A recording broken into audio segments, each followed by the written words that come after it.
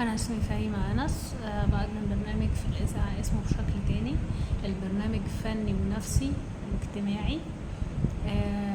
البرنامج بيتكلم، يعني مثلا كان المفروض أول حلقة كانت على الانتقام. فبجيب بقى نموذج من الحاجات اللي هي في الدراما، وكنت بتكلم عن مسلسل صيد العقارب اللي هو بتاع سيمون وغادة عبد الرازق. المسلسل ده كان المفروض ان في الشخصيات اللي طلعت تنتقم. المفروض غادة عبد الرازق اخوها اتقتل، فاللي كان متهمين فيه ان هو ابن سيمون. فبتدور بقى الاحداث على القصه دي، ان هي بتبقى طول الوقت عايزه تقتل الواد يعني، لغايه لما بتوصل له. بس هو وقتها بيموت بجرعه مخدرات زياده. في بقى حد تاني خالص ما كانش ليه ذنب في الليله كلها، هي اتخذ في وشها كده. وبرضو الغريب ان هي ما تعاقبتش على الموضوع ده خالص، برضو مش عارفه ايه السبب يعني. اللي هو معتز، شخصيه معتز ده مات من غير اي ذنب، من غير ما يعمل اي حاجه في اي حته يعني.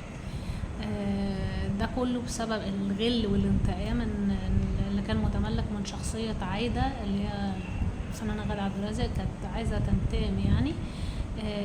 النقيض بقى بتاعها او الانتقام بشكل مختلف تماما، اللي هي شخصية سميحة او سماسم، اللي هي سيمون، الفنانة سيمون.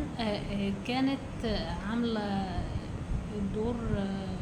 دي ست تقريبا ما بتعملش حاجة خالص في حياتها غير ان هي ما وراهاش حد خالص غير جوزها يعني جوزها وابنها، بس هي كل ليلة كلها صبة في الحتة دي يعني.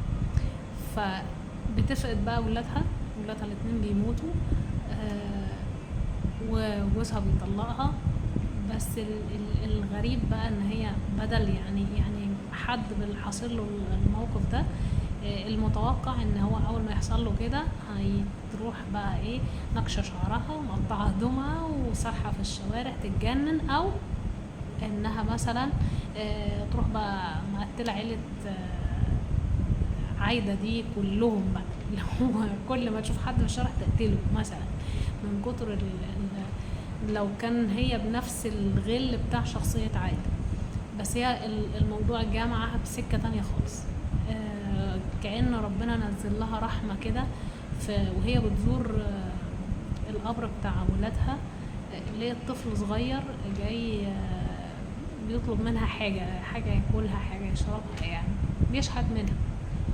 فهي بتقرر تاخد الطفل ده، وبتقرر انها تعمل دار ايتام، وبتلم كل الاطفال اللي في الشوارع او كل اللي بتعرف تجمعهم، وبتعمل لهم دار وبتعلمهم وبتعيش معاهم، او كأن هم دول العوض من ربنا عن الفقد اللي هي فقدته في ولادها يعني. المسلسل بصراحة جميل ومختلف، وشخصية سماسم مختلفة جدا جدا جدا.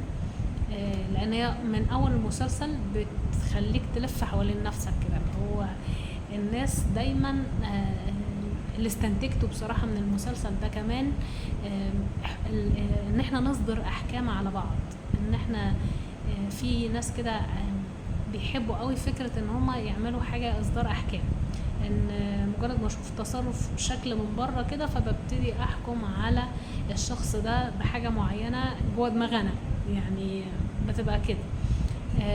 لان هي مجرد بس ما تجاب مشهد في المسلسل انها بتتكلم بتبعت ريكورد في الموبايل بتاعها وبتقول له حبيبي وحشتني، خلاص قالك بس يعني. كان المشهد اللقطة اللي بعدها ان في فنان تاني، فقالك بس يبقى هي ايه، بتخون جوزها بتخون جوزها مع الاخ اللي جابوا اللقطة على طول على الموضوع ده يعني. مفيش اي بوادر ان الشخصية التانية دي ان هو راجل خاين، ده اولا.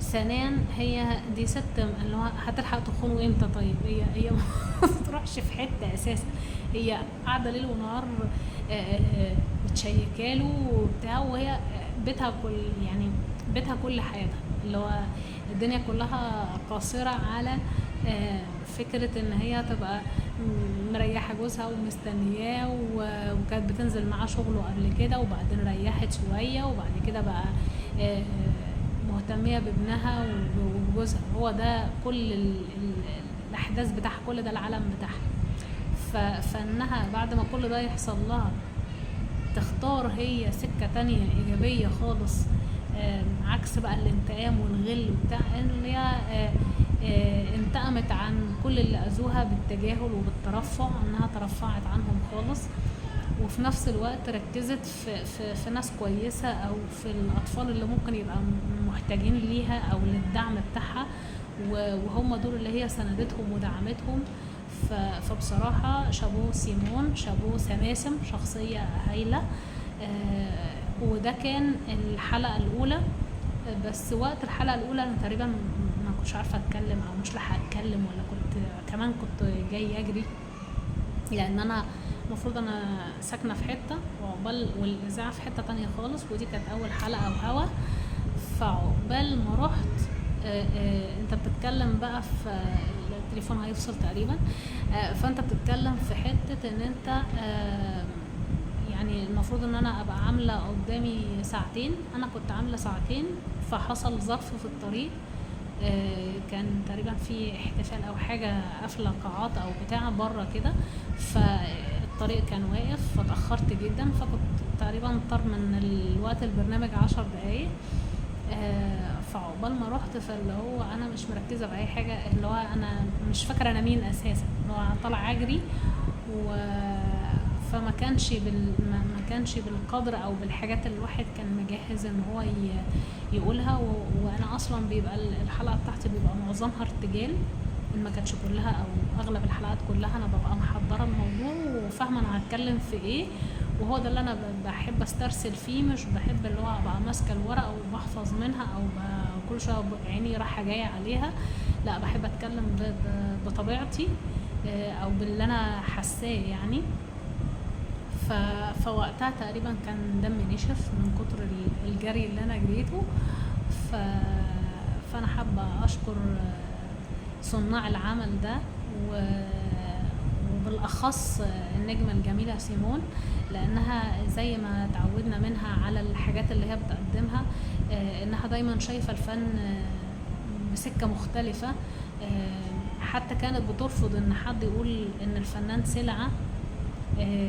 ففكرة ان هي تبقى دايما بتحاول تقدم الحتة المنورة في الحياة او في الدنيا. يعني هي لو ركزت بس انها تجيب ان انتقام يبقى مقابل انتقام وحاجات بقى من الكلام ده، لا، هي خدت سكة تانية خالص، ان هي تحاول انها تشوف الشق الايجابي من الموضوع ده، وان هي تركز في الحتة الايجابية، وهي ده اللي هي بروزته في العمل، ويحتسب لها بصراحة. هي على مدار تاريخها دايما بتحاول تقدم الحاجة اللي هي يبقى فيها جانب مشرق او فيها استفادة للجمهور، وزي ما انت هتقلدها في لبس او في قصة شعر او في كذا او في كذا، لا، انت ممكن تبقى بتقلدها برضو في اتجاه او في عمل خدمي، لان هي بتحب تسمي العمل الخيري خدمي.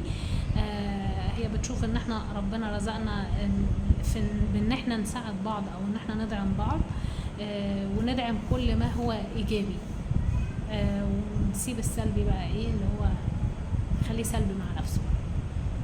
يومكم جميل.